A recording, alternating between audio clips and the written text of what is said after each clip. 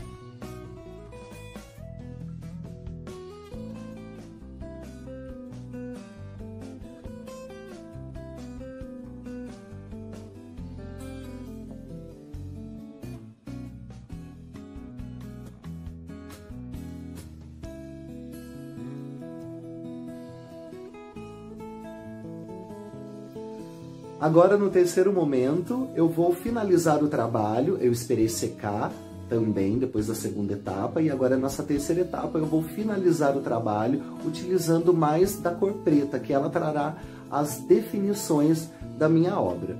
Então, agora com o trabalho bem sequinho, eu vou utilizar só a cor preta. E reparem que eu vou utilizar agora menos água do que quando eu estava dando o fundo no quadro. O pincel ele vai estar um pouco mais seco, mas nunca pode deixar de colocar água na aquarela, porque a aquarela ela tem que ser bem aguada. A gente depende muito da água para poder fazer a aquarela. Nessa última parte, como eu quero mais definições, como eu quero que o preto fique bem forte, então eu vou colocar menos água. E principalmente por alguns lugares, algumas técnicas ali que eu vou usar nas definições das minhas formas, que a gente trabalha com um pincel mais seco. Então, esses macetes vocês vão descobrindo conforme vocês forem praticando aí na casa de vocês, que é a melhor forma da gente descobrir novas técnicas e aperfeiçoar as nossas técnicas é exercitando. Então, só gostaria que vocês reparassem que eu uso menos água em alguns momentos do preto para trazer mais definição e usando a técnica da aquarela, que é com um pincel um pouco mais seco.